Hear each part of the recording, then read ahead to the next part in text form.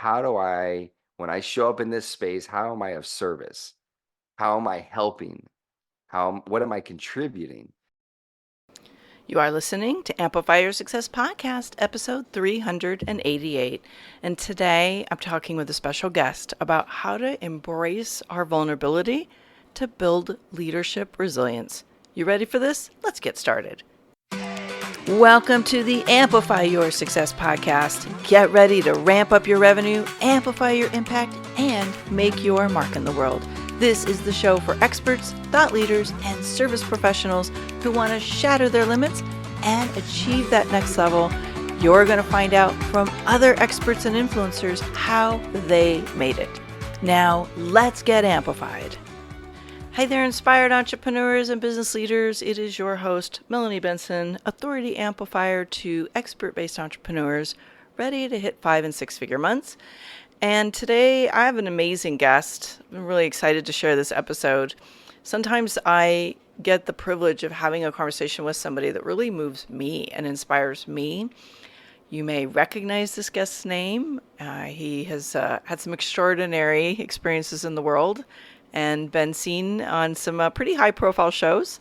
So I'm excited to share his journey with you because I know that right now many of us are facing unique challenges. There's a lot going on in the world, and it's sometimes we got to dig deep and remember that our journey is not necessarily meant to be all rainbows and unicorns, but it's here to help us build resilience. I know that's certainly one of my superpowers is resilience, and I love how this guest is helping leaders all over the world to tap into their stories, their strengths, their sometimes very traumatic journeys, and transform that into resilience. And as you're listening in today, one of the beautiful things about a guest who can share their story and turn it into inspiration and empowerment is they've learned how to develop stories and share those stories so it's inspiring to other people. And I just want to give you a little plug for Guest Expert System.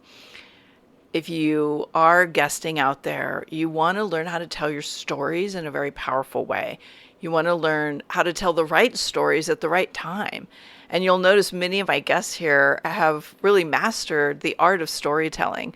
But a lot of guests tell the wrong stories or they don't even have a story. And so if that's something that you know it's time to master, the way you bring your story, your knowledge, your wisdom, and your offers to the podcast guesting space, head over to guestexpertsystem.com and check it out. This is the same system that I have been teaching for years, and it's the same system I personally use to find, pitch, and land really amazing shows and turn it into a 24/7 client attraction system. So whether you're ready to tell your stories just because you want to impact the lives of more people, or you know that this is such a powerful way to build your business, go check out guestexpertsystem.com. Now let's get into today's episode.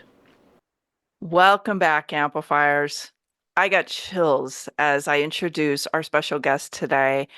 My guest is none other than J.R. Martinez, and I am so excited. We're talking about breaking cycles, conquering challenges, and embracing resilience in any time, but right now more than ever, this turbulent time we're all in. Let me give him an official welcome and an introduction. J.R. is a former U.S. Army. Well, I guess you're not a former U.S. Army veteran. You are a U.S. Army veteran. You're an actor, a motivational speaker, and is renowned for his inspiring journey of resilience and triumph. He sustained severe burns during his service in Iraq, and he emerged as a beacon of hope, captivating audiences worldwide with his unwavering positivity and determination. He's now a sought-after speaker, and he's been sharing his message of perseverance on some amazing stages all over the place. Like I think I caught him on Oprah's couch. I definitely saw him on multiple big-name TV channels, news channels.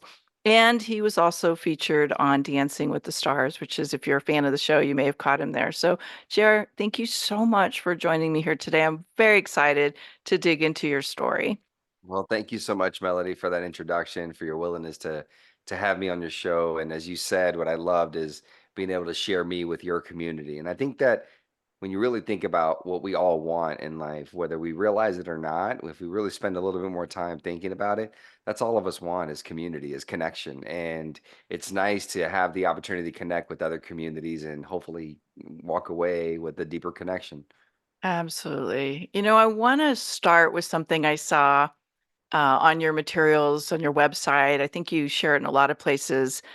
And it's such a beautiful quote. Scars are like tattoos with better stories. And I have a feeling that the scars that you have to share, we all have our scars, right? But the scars that you have in your life have some pretty phenomenal and powerful stories. And so, could we just start with a little bit about your backstory?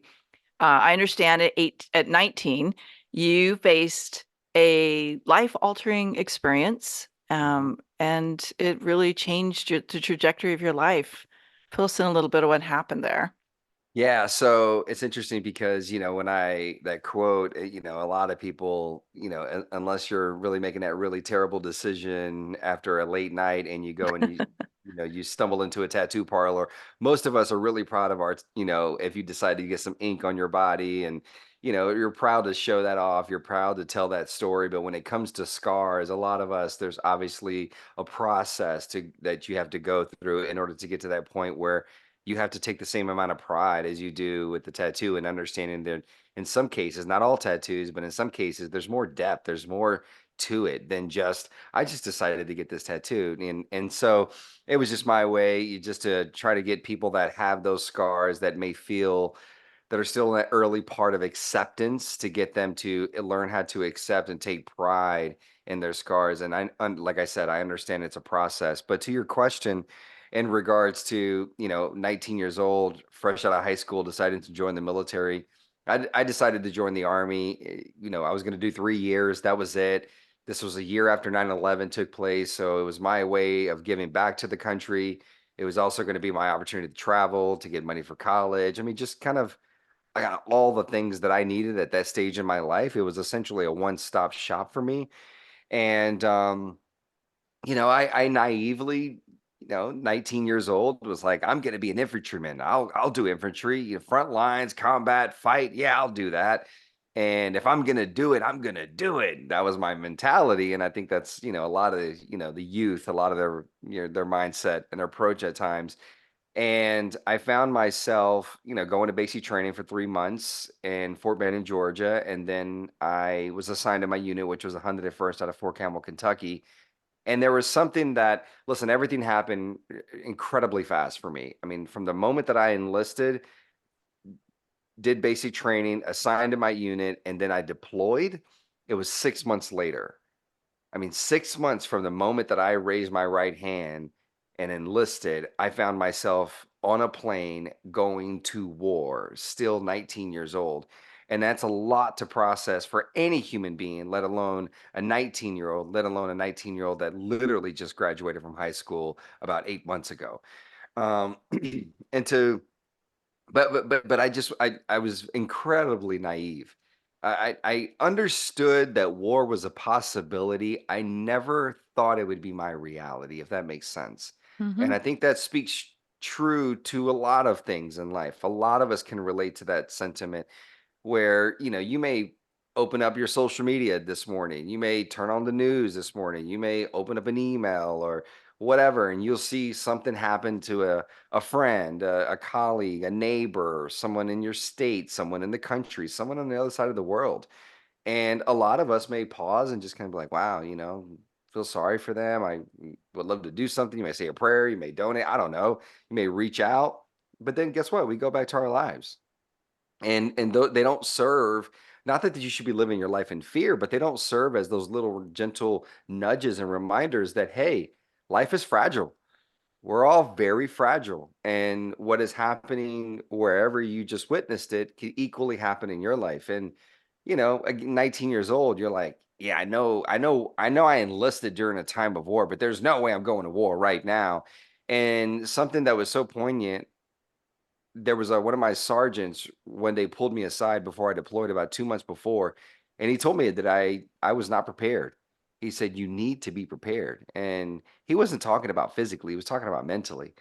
And of course, I just sort of shot him down like, "Oh, you're overthinking it." Typical like kid that may say this to your parent like, "Oh, you're making it a bigger deal than it is. It's not going to be that way, blah blah blah."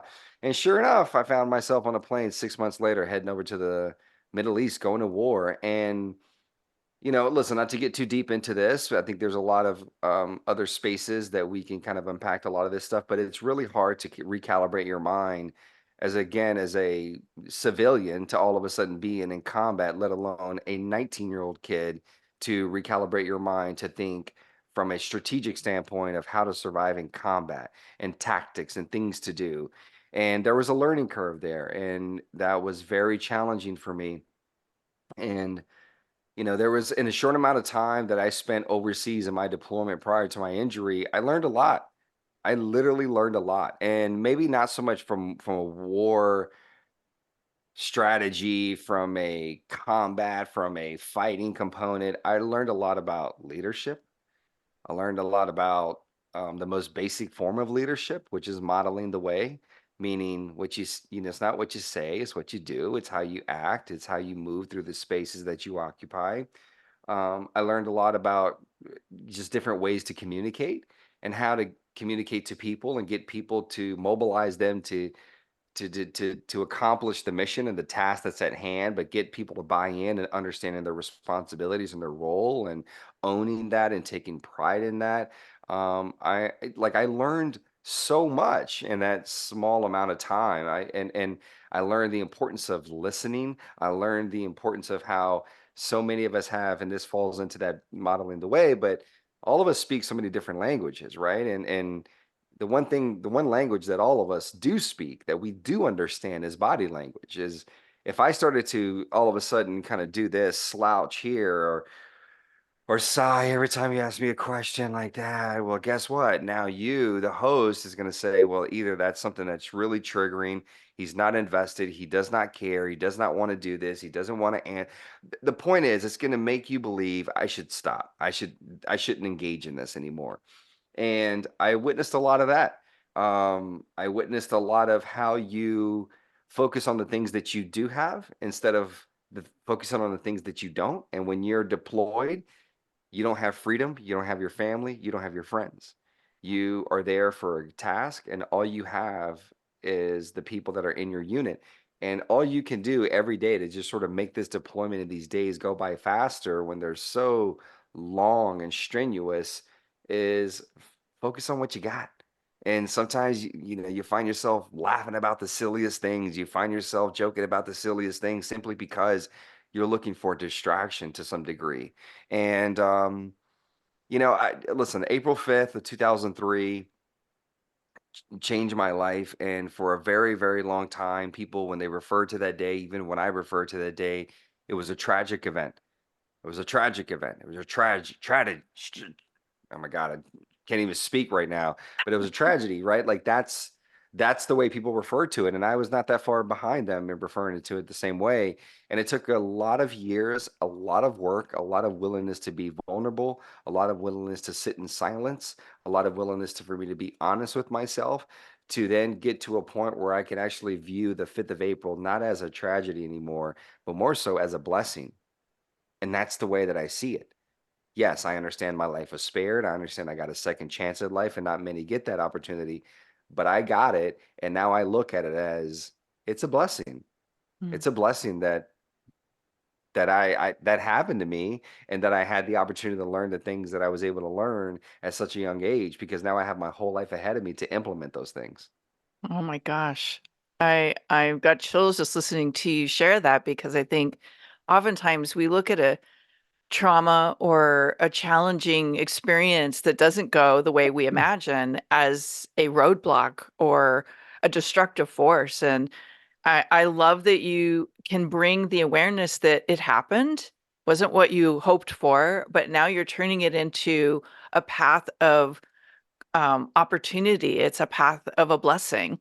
And what I know about you is that you've turned it into a path of giving to others, like awareness and tools and insights to move through challenges in their life with more resilience and more constructive thinking, really. Yeah. That's what I And hear you and and saying. and that's actually the other thing that I failed to mention earlier, that, and again, a short amount of time, another thing that I was introduced to was this concept of service. I mean, I Mm, never necessarily heard the word service and understood what it really meant of being of service. And that was something that was instilled in me in this short amount of time prior to my injury. So then I quickly discovered after I was injured how I could continue to be of service. And that is still something that, to my core, that's how I operate every single day. Everything that I do, my daughter is 11 years old and she plays travel softball, and I'm her coach. And I talk to other coaches and they're like, "Hey, where are you playing this weekend? Where are you going? What are you doing?" And I've gotten this reputation where they're like, "Man, you're very calculated, like in regards to where you play, when you play, you're very calculated in that regard." And I think that that has been something that, for me, everything that I do now, I've now gotten to that point where I'm very calculated to make sure that I'm not spreading myself so thin that I can't authentically show up as the JR that all he wants to do is just serve, that I just want to give to people. mm, And if because I've fallen, and the reason I know that is because I've fallen into that trap. I've fallen into that trap where I, no different than anybody else, heard this word: grind, grind, grind, hustle, hustle, hustle, work around the clock, be busy, busy, busy, all those key words. And when life presented me with the opportunity to be busy, busy, busy, and grind, grind, grind, and hustle, hustle, hustle, make a lot of money, money, like I found myself falling into this trap where that's what I was pursuing. I no longer was operating from my core. I was no longer operating from that place, from my center of, how do I, when I show up in this space, how am I of service? How am I helping? What am I contributing? It was more like, hey, I'm here, I'm getting paid to be here. Like, okay, I got another one, I'm making more money. Like, I'm a kid that my mom made no more than $42,000 a year. And, depending on the time of the year or the time, like in my life, like I'm making that easily. And I'm like, whoa, I just got to take advantage of the opportunity. And that's what I found myself pursuing. And so, listen, it wasn't something I just woke up one day and said, I'm never going to fall into that trap. No, I had to learn the lesson. And now that's why I'm very selective about the things that I agree to do, simply because I want to make sure that I'm in a good place and I have time in between for me to reset, to refuel, and to regather myself. So that way, and that whole, you mentioned earlier, you mentioned like, as far as like that roadblock, and it's no different than when all of us get in our cars, and you're driving on the road, and there's a sign that says stop, there's a sign that says yield, there's a light that says slow down, there's one that says stop, there's one that says go, there's all these different things that are giving us direction. You should go at this speed, actually speed up, you should slow down. And I've learned to sort of recalibrate that if I'm going down this route, and I would love to not add 10 minutes to my drive or 2 miles to my drive, and I would love to go down this road, but for some odd reason, it's blocked today. Well, guess what? I'm going to have to take another route. I've learned how to recalibrate my mind where I don't become fixated on the fact that, oh, that's such an inconvenience. The thing that I didn't want is now having to happen. Instead, I'm like, well, I'm going on this other road for a reason. And either it's because I'm going to spend more time, and I'm going to use a classic example because I'm always in the car with my daughter because we're on our way to practice, we're on our way to lessons, we're driving to and from tournaments, and more time I get to spend with my daughter. Is that mm. the worst thing? Right? Is maybe as I take this other route, maybe I'm going to identify something that, like, oh, I didn't know that was there. Okay, now I know that for later. Maybe life is preventing me from going down this one road because there's something on that road yeah, there's just, and whether it's necessarily, like, clearly that road is blocked for a reason, right? Like, there was no option for me to drive down this road and be harmed.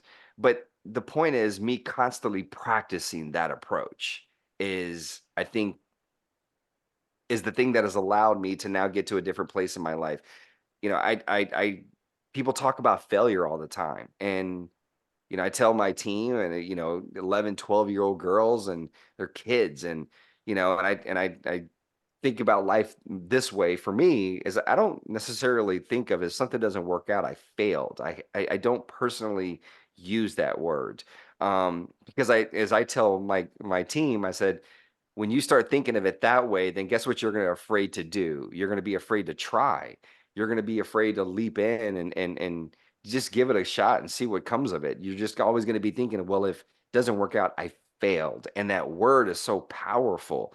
And so I want you to recalibrate, reframe the way you think about the way you play the game of softball, the way you play the game of life. And don't think of it as failure. Think of it as an opportunity to get data, to get real feedback, to understand what are some things that I should have done differently? What are some things that I can learn? What are some things that you know what, that was actually right.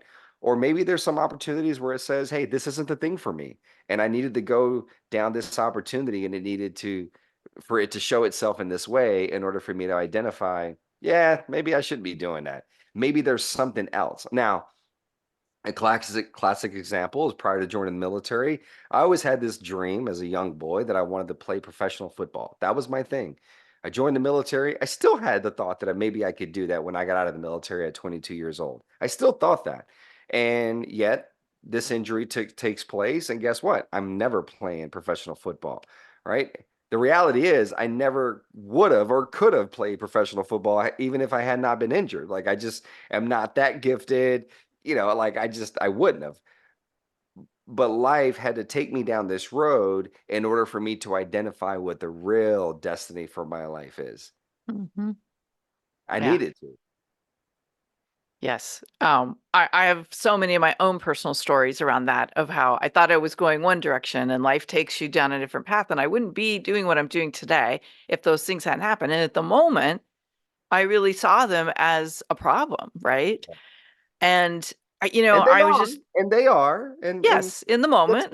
yeah, that's They don't valid. feel good. Right. Yeah. Yes. And I think like I love this because so many times we gaslight ourselves or we get gaslit about how we feel about those momentary struggles and those feelings of overwhelm. And yeah, I want to talk a little bit about mental health because I see Mhm. so many correlations between what you're talking about with the reframing and the restructuring what we tell ourselves and how we see things in our lives. And we have an epidemic of people with unhealed trauma and anxiety and depression and dysregulation of their nervous system, and it's causing health issues, relationship issues. It's causing them to give up on their businesses. It's causing them to give up on life. They're not getting the support they need. And I know this is a big thing for you, mental health. Um, how would you invite somebody to look at what's happening in their life that might feel like a problem that's creating those really horrible feelings for themselves and maybe turn that around or get some mental health support or new tools or something of that nature? Yeah, so listen, I mean, I know we started this, this episode talking about what took place at the age of 19 years old in my life, but the biggest thing I always tell people is like you can't I wasn't born and suddenly was 19 years old and then I decided to join the military. There was 19 years of life that preceded that moment in my life that changed it forever. Um and in those 19 years of life, although if I don't live in the world of comparison, I think that is a problem. If you're always trying to compare, well, my experience and my trauma to you, Melanie, like if you're always trying to compare your trauma and then, of course, downplaying yours because it doesn't kind of scale up to the same level as the other person,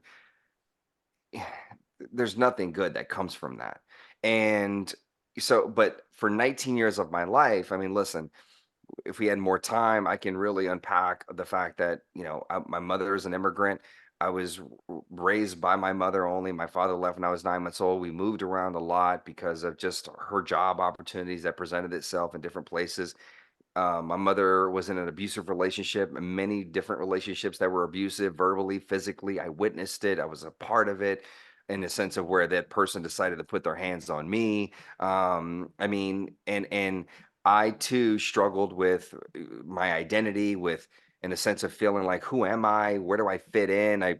Where I grew up predominantly in Arkansas was white and black, and I was one of the first Hispanic kids, and there was this sort of this disconnect there and I just I didn't fit in anywhere, and then there were more Hispanic kids that came into the community, and I thought, well, this is great. These are my people, right? Then we'll stick together. And no, there was a reason why I wasn't cool enough to hang out with them, right? It was either because my family's from one part of Latino America, or I speak Spanish this type of way, or there was just always something. Now, I say all of that because, all of that stuff, resiliency isn't something that just suddenly happens. It isn't a light switch, right? It is something that has to be conditioned. It is something that it's equivalent to if you're deciding you're going to go run a half marathon. You don't, I know very few people that probably just get up off of the couch and just go run a half marathon. You have to condition your body, your mind in order to prepare for it, for that big race, for that moment. That's the moment you're training for. And if you do everything the right way, the race is the easy part. The race, like I know it's 13.1, but that's the easy part.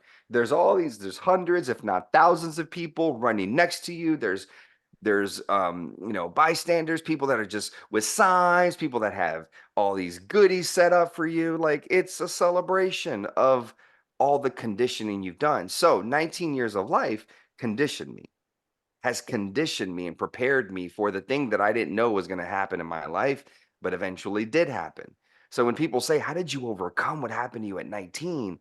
And I'm like, well, we got to look at the first 19 years of my life. It conditioned me because it allowed me to understand that what 19 years of life had taught me was there was more. There was more. The current thing that I was in, that wasn't it. There's more. And I just gotta stick with it. And I think what has allowed me to not give up and has allowed me to find success in the spaces that I've been in, I think one of the biggest things is I've had to learn how to be vulnerable, how to be honest.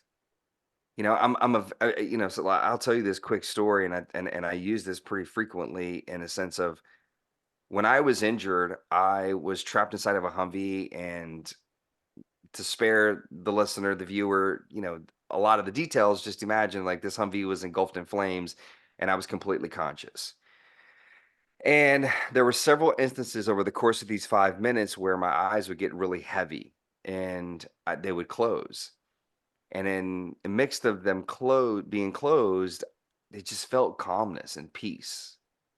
Like there wasn't all this chaos. There wasn't the pain. There wasn't the noise. There was nothing. It was just me and my thoughts, and you have plenty of time to think about things. It was me and my breath, and that's all I had. And in those moments of keeping my eyes closed, I would just tell myself, no, I can't give up. I can't give up. And I would open my eyes and I would continue to just try to hang on as much as possible. And I repeated that cycle multiple times over the course of those 5 minutes. Now, of course, I was pulled out. My life, years later, I start to practice, very on a novice level, just taking classes and being in that environment, but yoga. And what does the practice teach you? The practice teaches you to be present with oneself, to be present with your breath, to be present to in that moment, to feel that your breath reminds you that you're alive, that you're here in this moment, and to not wander into these other places and worry about these other things. No, in this moment, just remember you're alive.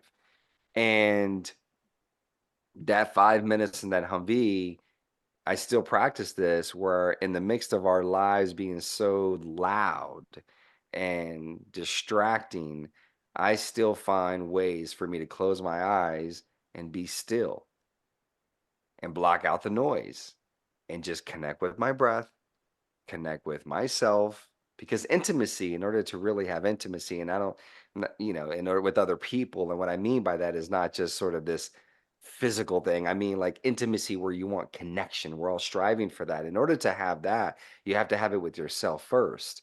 And I had to learn how to love myself. I had to learn how to be honest with myself. And there was a lot of things that I needed to be truthful about with myself. And through that, then I started slowly opening up to other people. And in the mix of me being my willingness to be vulnerable, to share the dark stuff, to share the things that are not pretty, What I found was community. What I found was deeper connection with people, my willingness to sit back and listen and not just, yes, when I take the stage, if no matter how many people are in the audience, when I'm on TV or on a podcast, I don't know how many people are on the other side of this camera or on the other side of this microphone. I don't know. And you know what? It doesn't really matter to me because right now, the way I see it, it's just you and I. And I know there's one person here, and that's you, and that's all that matters to me. And if there's a bonus where somebody that is on the other side of this takes something from it, then great. If not, no big deal. You and I have a great conversation. And so for me, no, I don't fixate on how many people are in a space. I fixate on who's in the space. Fixate on who I have the opportunity to share space with. And that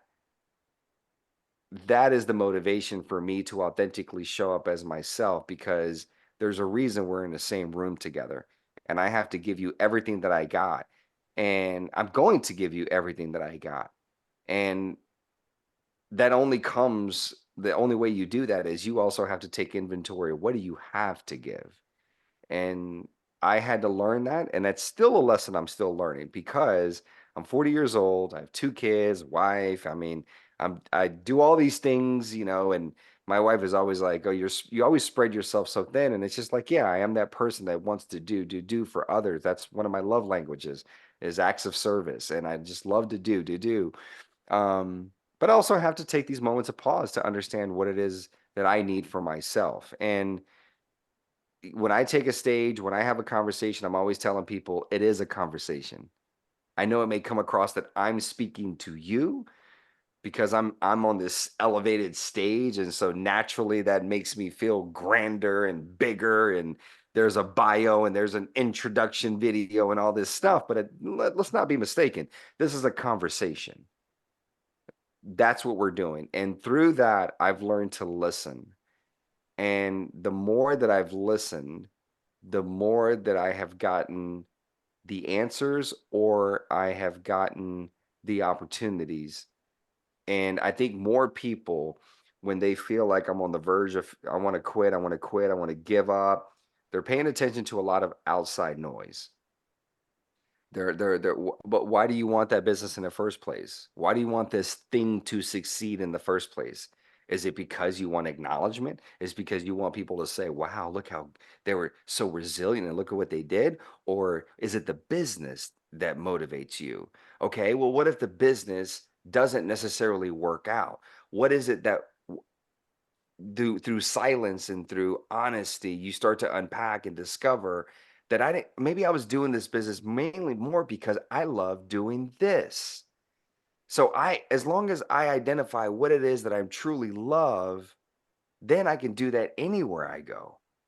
And so if this business or if this opportunity doesn't necessarily work out, well, it's allowed me to identify something in me that I probably wouldn't have identified any other way.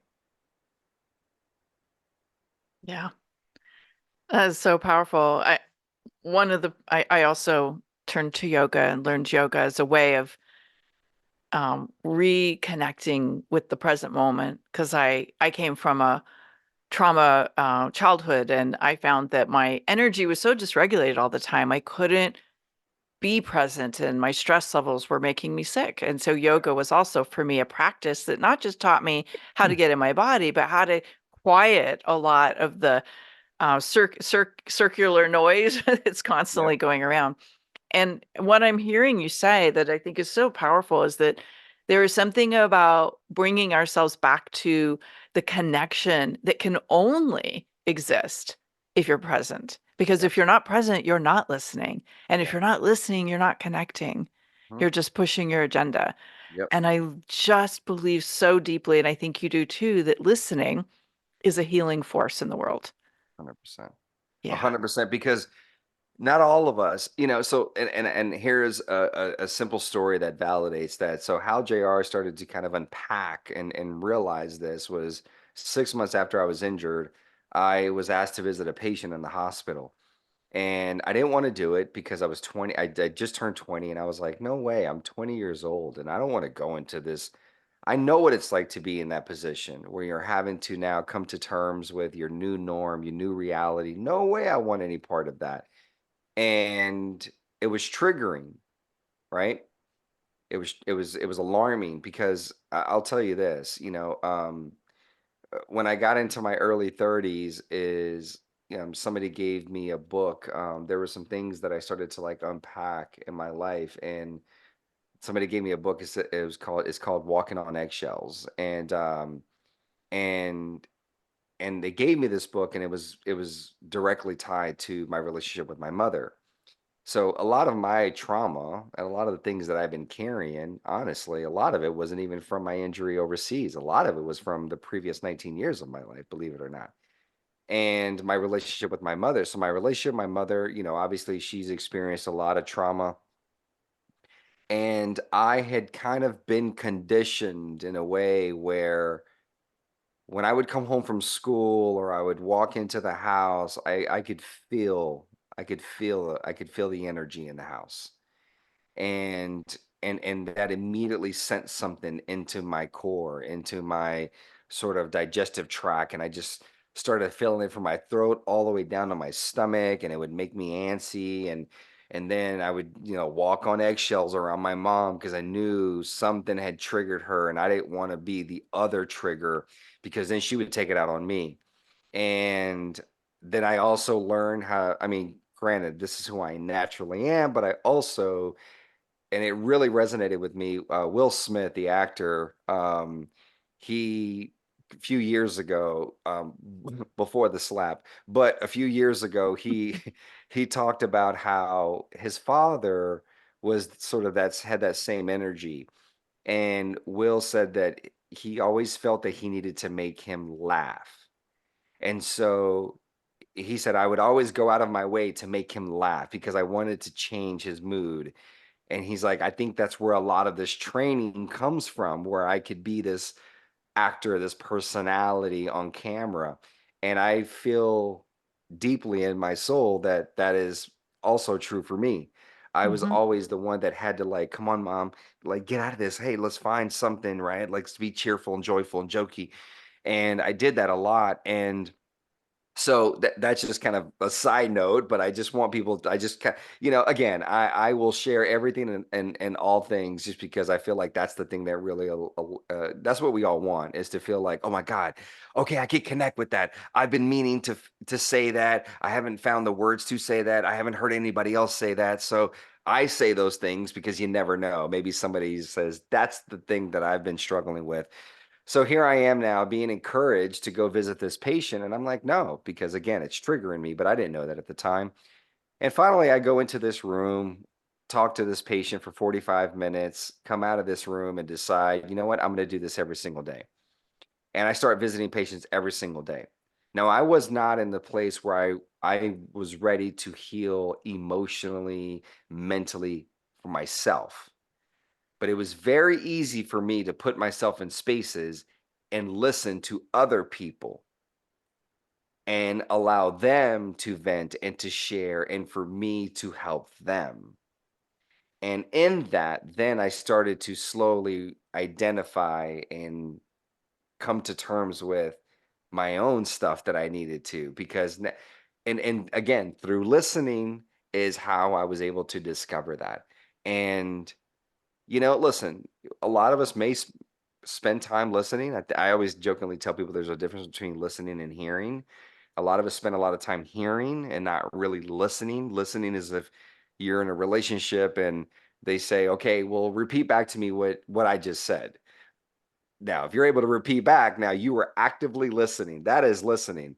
If you start to stumble and start to bring up a conversation you had 3 days ago, that person's like, no, that's not what I said just now. That's what I said last week. Now you were just hearing because there's just a bunch of noise going on and you're just like picking up bits and pieces, but you're not present.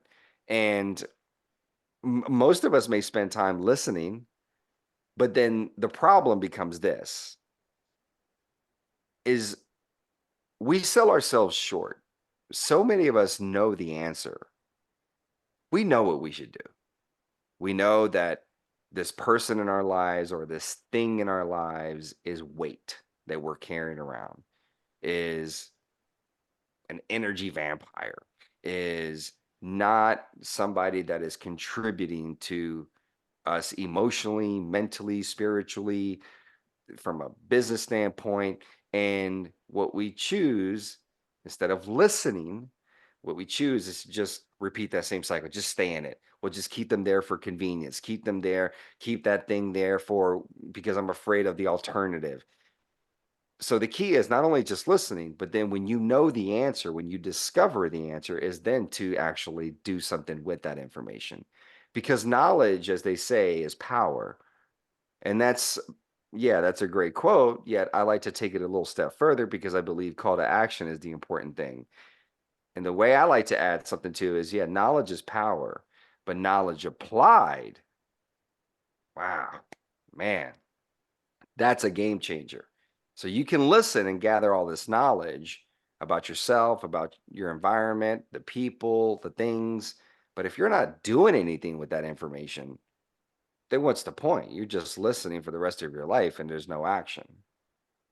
Mm, well said. That's real transformation when we Yeah. can become aware and then take an action or integrate it in a way that we've transformed our situation, our reality, and we're moving more towards being congruent with what we say we want, right? And Yep. that's where so many people have the misstep. Oh, this is so good, JR. And we could probably go on for 2 hours. Like I'm I imagining we could still actually have have a I still have some time if you wanted to. okay, okay, I good. st- Well, let's go a yeah, little deeper because there's a I still couple got more some things I time. want to get into. Okay. 100%. Let's do it.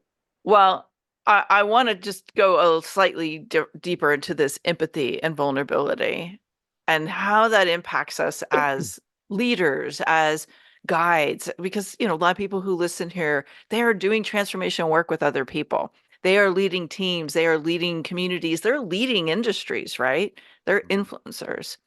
And yet, this empathy and vulnerability is maybe not really there. So, you talked about this a little bit. I want to see if there's anything we didn't tap into here where people could consciously integrate, take action to be more empathetic, to be more of a good listener who really is creating a safe place for people to have their growth. Yeah. I think we in the midst of us all striving to be successful and to reach our goals and our dreams and to discover things that we never could even think of or dream of. I think that we have to it's no different than when you look at, I love sports and I watch sports and I watch all sports and especially if you watch certain sports and you're like, oh, this player, oh, why would they do this or why would they do that? And then you finally have a moment and you realize that player is 18, 19, 20, 23, 25 years old. They're kids. And then you start to have these moments where you're like, man, I remember when I was that age, like, yeah, maybe I wasn't making the best decisions either, right? Maybe I was doing some things that are like, a little questionable. And the reason I use that is because I think that in the mix of all of us striving for that thing, whatever that thing is for you, we have to then remember the one thing all of us want is to have connection, is to have deeper connection. And how you have deeper connection is a lot of us, whether we realize it or not, all we want is someone to listen to us. All we want is for someone to ask us not only how are you doing, but to actually mean it. That if I'm not doing well, that I can respond with, "Ugh, kind of shaky today." And then you're going to be there for me. You're not going to be like, oh, well, I'm sorry. Bye. You're right. Now, yeah, you're going to encounter some of those individuals, and those people aren't emotionally in the place to be able to help you and receive that. And that's okay. That's part of the way I look at my life it's been this progress of just filtering out people that I know are not ready to be there for me in that way. And so I think and we just have to always remind ourselves that we too just want connection. We too just want to be part of something that's bigger than monetary, bigger than a title, bigger than no, it's we want to connect with people. We want to be listened to. We want people want to be listened to as well. Like that's what we want. And so you have to then sort of take a step back and look at things in from a different scope. And for me, I think, listen, I had to learn this word vulnerability. I had to learn what it really meant.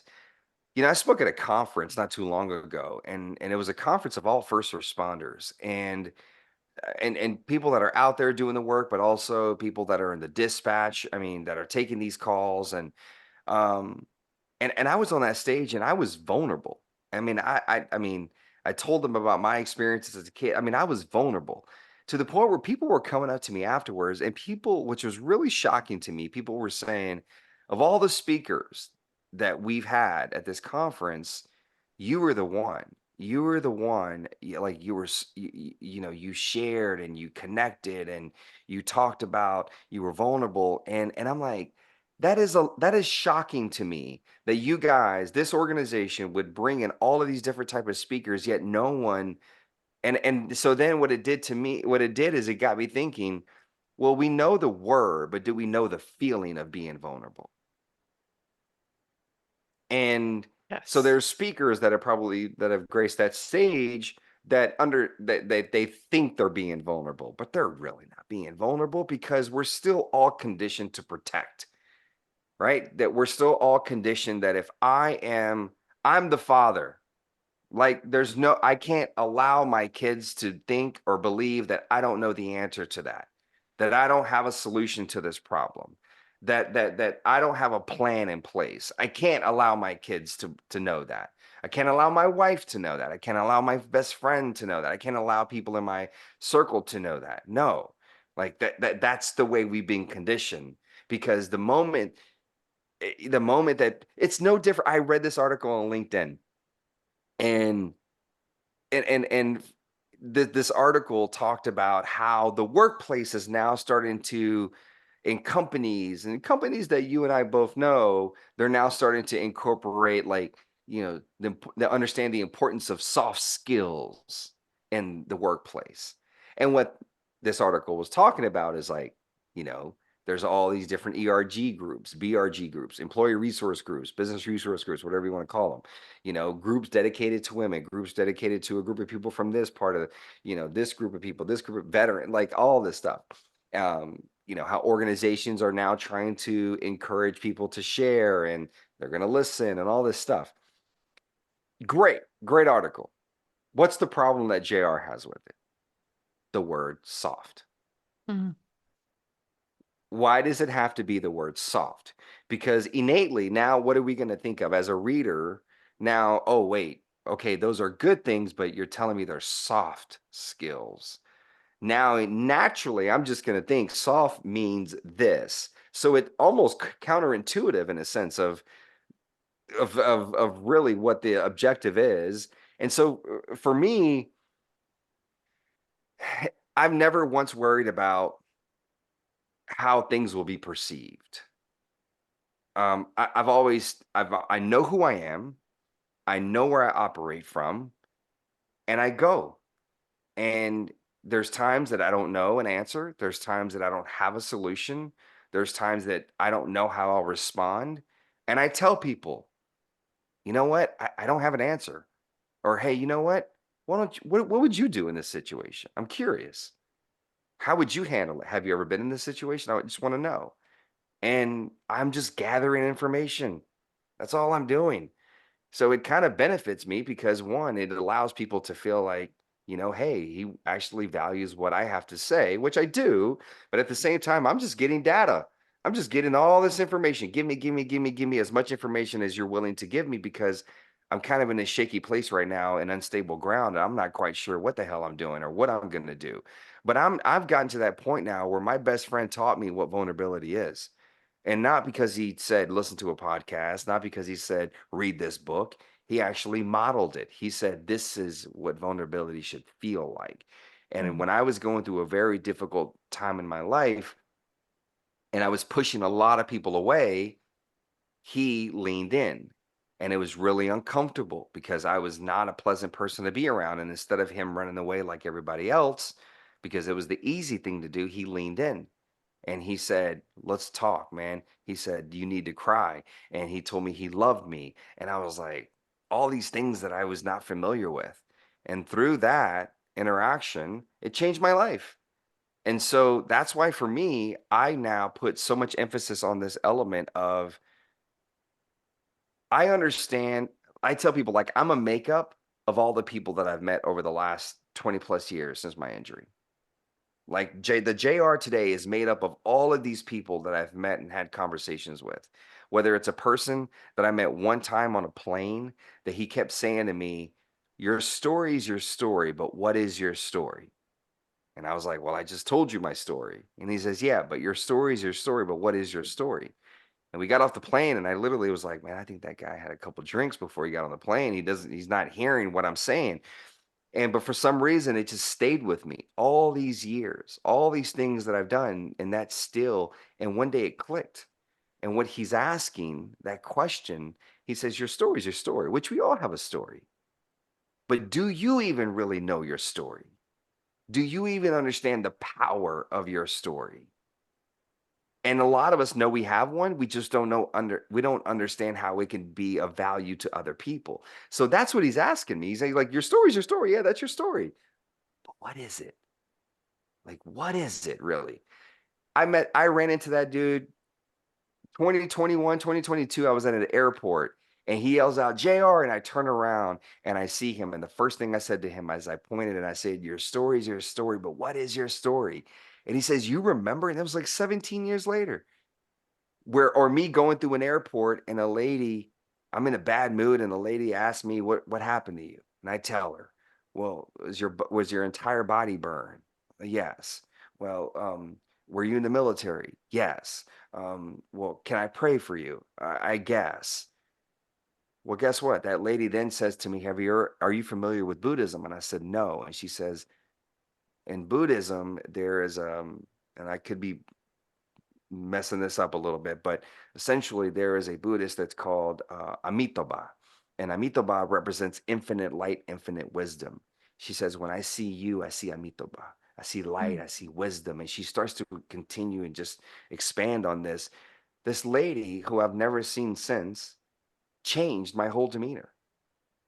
I constantly had these moments where when I get down this rabbit hole of like questioning and am I doing the right thing? Am I making a difference? Does it really mean anything? Is it valuable? I I'm Amitabha.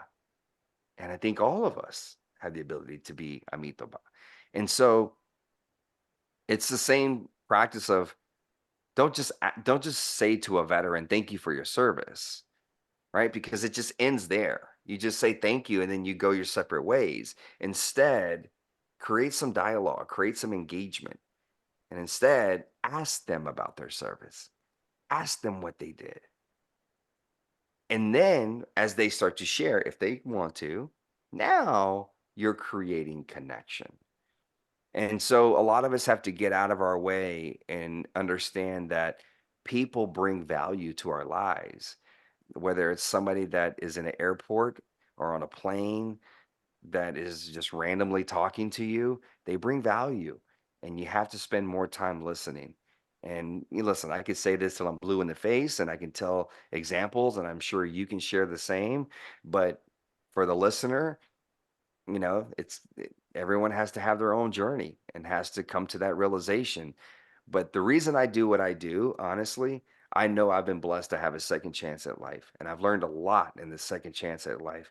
And I share as much as I possibly can because I want to help people while they're still in their first chance at life. So powerful.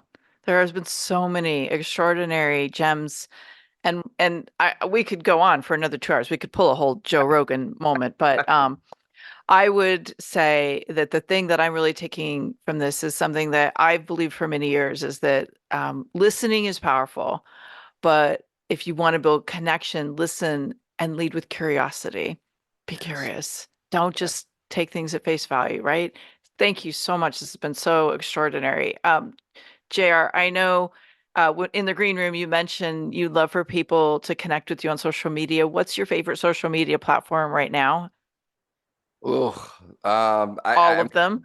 yeah, the team would say every single one of them. Well, here's the thing. We will link them all up so Well, that here's the you thing. get credit. I've Yeah. made it easy. So it's easy to find me. It's one handle that works for all the platforms. So I guess I would throw the question back out to the listener that whatever is your favorite platform, I'm there rocking on it. And it's my handle is I am JR Martinez. So look me up. Again, I love to essentially take this conversation and try to expand on social media as much as you possibly can and just create deeper connection with people. So if people feel, that they want to, continue that conversation, feel free to reach out. I love that. And I'm going to inspire you, our listening audience, as you're listening in today. I want you to go and post one thing that you learned from JR today Mm.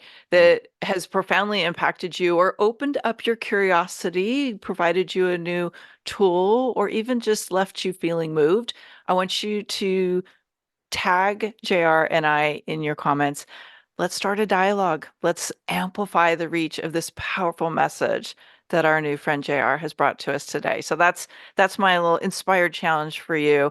JR, let's just wrap up. Would you share just real quick how people could find out about your book that I know is a very powerful part of your story? Oh, well, thank you for that. You can go to my website, jrmartinez.com. There's a lot of information on that website. Okay, good. We'll link that up and I'll link up the book for you all in the show notes as well. Jared, thank you. Thank you for the courage to bring this message to the world for what you do to help heal and transform the communities that you touch. And thank you for your service, my friend. Thank you for having me. It was a pleasure to be here today. Thanks for tuning in today, Amplifier. Be sure to join us right now in the Amplify Your Authority community at authorityamplifiers.com, and I'll share my 7 proven tips to be a highly paid expert that stands out in a crowded market. Plus, we're going to keep this conversation going, and I want to hear from you how you're going to amplify your authority and make a greater impact. Before you go, please take a minute to give our show and our guests some love over on your favorite podcasting platform. Subscribe, rate, and review. Leave your full name, and I'll spotlight you and your authority on social media.